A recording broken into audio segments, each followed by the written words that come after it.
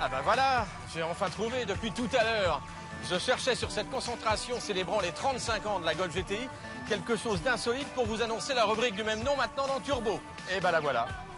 C'est du carton-pâte, mais qu'est-ce qu'ils vont pas chercher? La rubrique insolite, donc, j'y viens. Eh bien, c'est un internaute qui est parti avec nous pour vivre du début à la fin, de sa naissance au bitume des 24 heures du Mans, la vie donc d'un pneu de compétition. C'est vraiment spécial. Vraiment, vraiment spécial.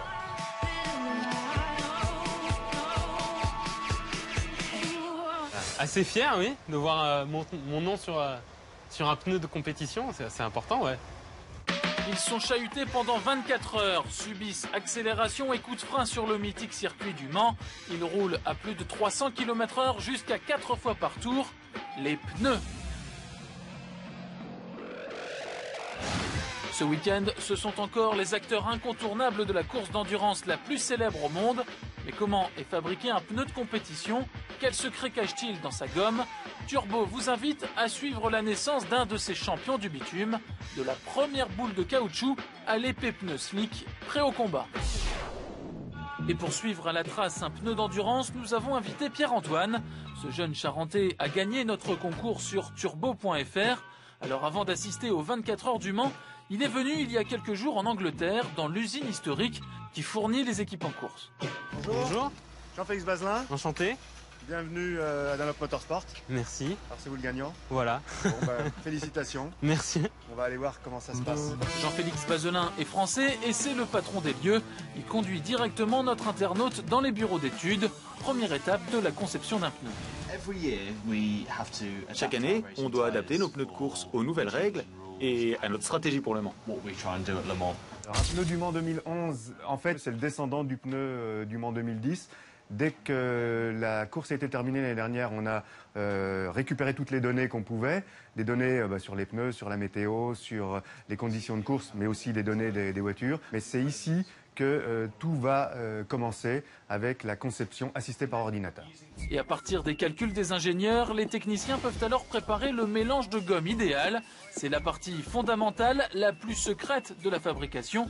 Un mix de caoutchouc naturel, d'huile et dérivés de pétrole, sans oublier cette poudre mystérieuse qui fait toute la différence. Et de ces impressionnantes machines sortent des bandes de pneus à l'état brut. C'est intéressant. C'est de dire que ça, c'est du pneu de compétition. On a du mal à s'imaginer que ça peut se faire des kilomètres et des kilomètres, quoi. Ces morceaux de caoutchouc deviendront vite la bande de roulement du futur pneu slick. Plus loin, d'autres pièces, beaucoup plus fines, sont préparées. Ensemble, elles composeront l'armature interne du pneu grâce à ces fils d'acier ou de Kevlar et ont un rôle bien précis à jouer. Ce qui va donner la rigidité de dérive, ce qui va permettre de transmettre les efforts à la fois d'accélération, de freinage, mais aussi les efforts de direction. Bref, un pneu de compétition est un équipement bourré de technologie et tout est fait main, à la différence d'un pneu normal fabriqué en seulement quelques minutes sur des chaînes automatisées. Voilà, ça c'est la première phase du pneu, c'est ce qu'on appelle la carcasse. On a les deux tringles, notre carcasse dont on a parlé tout à l'heure, puis les bandes de roulement, puis à l'intérieur, la gomme d'étanchéité pour être sûr que l'air reste à l'intérieur du pneu. D'accord ? Ça, on va l'emmener sur une deuxième machine pour faire la finition du pneu, la deuxième phase. Alors on y va. Et l'assemblage des différentes parties doit être précis et minutieux. Pas question en effet de laisser passer une bulle d'air ou un joint mal ajusté. Je pensais pas qu'un pneumatique, même de compétition, était constitué d'autant d'éléments. Toute cette couture, avec tellement de précision que c'est assez étonnant et assez intéressant. Ouais. Ça s'appelle de la confection d'ailleurs, comme tu dis, le mot est assez bien employé, couture. Ça s'appelle de la confection, les gens qui travaillent là s'appellent des confectionneurs, donc on est en plein dedans. Ce pneu est maintenant prêt avant la dernière étape de sa fabrication, le moulage définitif. Une vingtaine de minutes au four à très haute température. Alors un pneu, ça n'a pas vraiment de prix. Si c'est le pneu qui gagne, je peux le vendre 50 000 € le train. Si le pneu ne gagne pas, il ne vaut rien du tout. Bon, ils sont encore un peu chauds, on va attendre qu'ils refroidissent.